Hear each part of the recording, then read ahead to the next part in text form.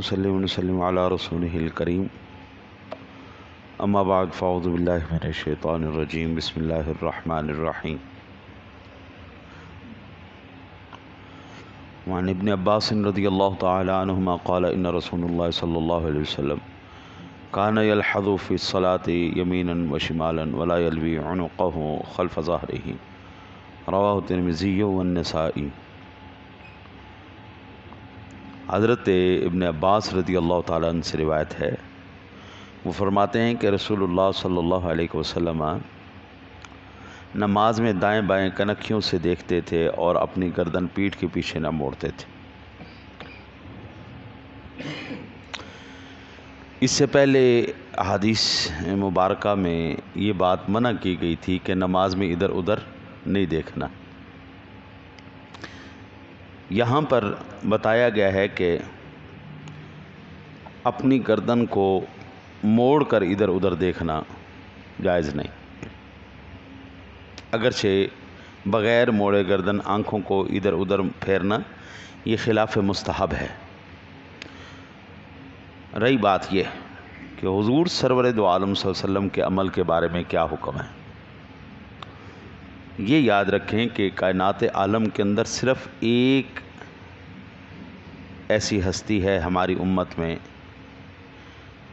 وہ ہے تیرے میرے سنے نبی، جن سے کوئی کام غلط، گناہ یا خلاف اولا بھی سرزد نہیں ہو سکتا۔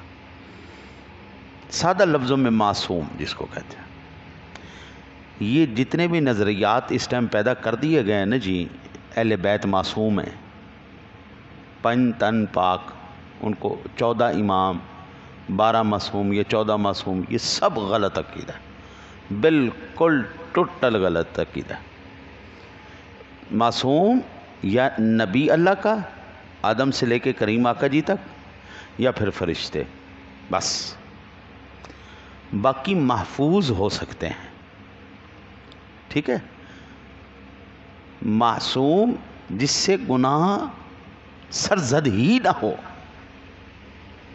خیال ہی نہ اس کے دل میں آئے، وہ معصوم ہے۔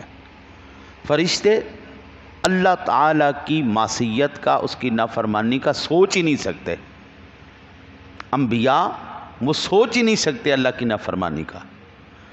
محفوظ جو ہے وہ اس سے واقعہ سرزد ہو سکتا ہے، ٹھیک ہے۔ اللہ نے اس کو محفوظ کر دیا، ٹھیک ہے، ان سے نہیں ہوتا، لیکن حضور وہ عنصر ان کے اندر رکھا جاتا ہے، خواہشات نفس کا کہہ لیں، وہ عنصر موجود ہوتا ہے۔ اب بعض چیزیں ایسی ہوتی ہیں کہ جو ہم پڑھتے ضرور ہیں لیکن آپ ساتھیوں تک نہیں پہنچاتے، کیونکہ ہاضمہ ہے ہی نہیں آپ لوگوں کا، کہ اگر ہم بات کر دیں کہ وہ بات آپ کا ہاضمہ برداشت کر جائے، نہیں کر سکتے، اسی لیے وہ بات آپ تک ہم پہنچاتے ہی نہیں۔ اہل بیت اطہار کے درمیان، ان کے شاہزادوں کے درمیان جو آپس میں مشاجرات ہوئے، جھگڑے ہوئے، لڑائیاں ہوئیں، وہ ہم آپ کو کیوں بتائیں؟ اس سے اہل بیت کی عظمت کم ہی ہوگی نا، تو وہ بات ہی کیوں کسی کو بتانی جس سے کسی کا وقار اور عزت گر جائے یا اس میں فرق آئے۔ اس لیے ہم آپ کو صرف پیار، محبت، عظمت اور شان کی بات بتاتے ہیں۔ آپ صرف یہ سنو بس، آپ کے دلوں میں محبت ہونی چاہیے اہل بیت کے بارے میں بھی، صحابہ کے بارے میں۔ کہیں پر آپ کے دل میں کسی کے لیے کوئی بغض، کینہ، حسد وغیرہ بالکل پیدا نہ ہو، کیونکہ بعض وہ ہم جب بات کرتے ہیں نا جی، تو ہم کہتے ہیں یار اس بندے دا ہاضمہ نہ بڑھیاں طرح ہے، جس طرح بڑھیاں دے ڈھڈ وچ گل نہیں رہندی، یہ بھی گل نہیں رہندی، وہ بات فوراً پھر ہر ایک کی سمجھ اپنی ہے، بات بندہ کس اینگل سے کرتا ہے سمجھ الٹی آ جاتی ہے۔ اس لیے چند باتیں وہ ہمارے تک ہی، علماء تک ہی رہنا بہتر ہوتا ہے۔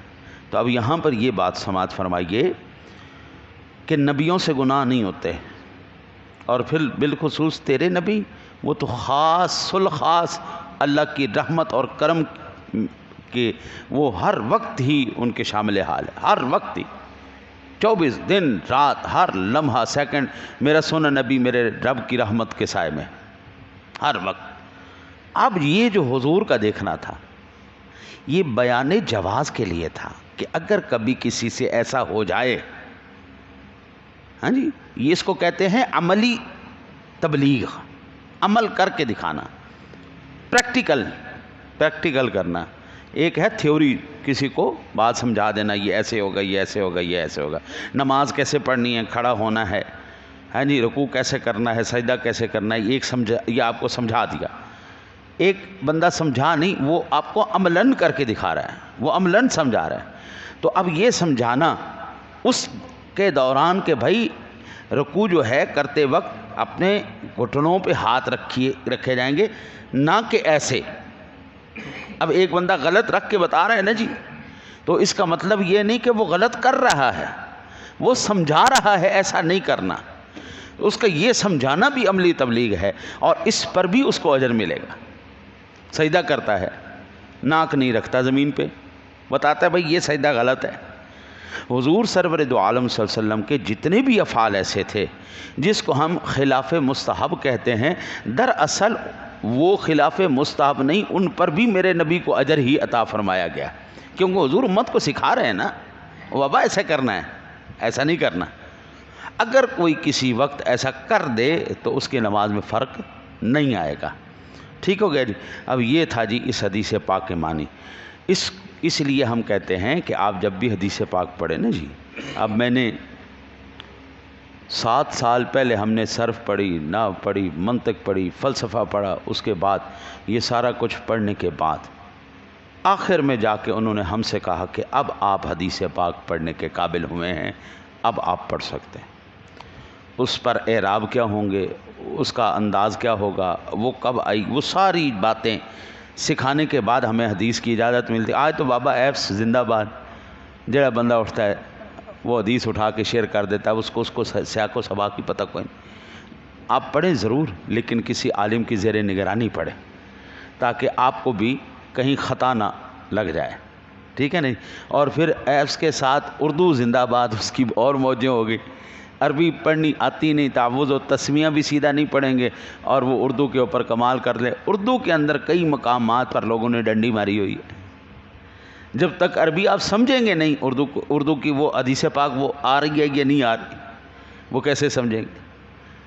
ہاں جی، ایک میں قرآن پاک کی ایک آسان سی مثال دے کے یہیں پہ بات ختم کرتا ہوں۔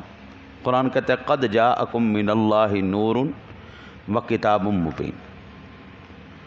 اب یہاں پر یہ جو نور اور کتاب ہے، اس کے درمیان میں واو ہے، واو عاطفہ ہے، یہ مغایرت کے لیے ہوتا ہے، یعنی پچھلی بات کچھ اور ہے، اگلی بات کچھ اور ہے۔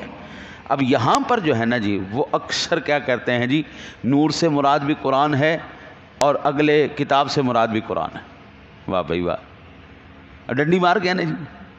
اب نور سے مراد جناب رسالت مآب صلی اللہ علیہ وسلم کی ذات گرامی ہے، اور کتاب سے مراد قرآن مجید ہے، ڈنڈی مار گئے نا۔ تو اس لیے کچھ تھوڑا بہت عربی کو بھی سمجھ لیا کرو، تاکہ کوئی آسانی کے ساتھ آپ کو دھوکہ نہ دے سکے، یا پھر کسی ماہر استاد کے پاس بیٹھ کے پڑھ لیا کرو، تاکہ آپ کے عقل کے دریچے مزید روشن ہو جائیں۔ اللہ سے دعا ہے اللہ آپ کو مجھے عمل کی توفیق عطا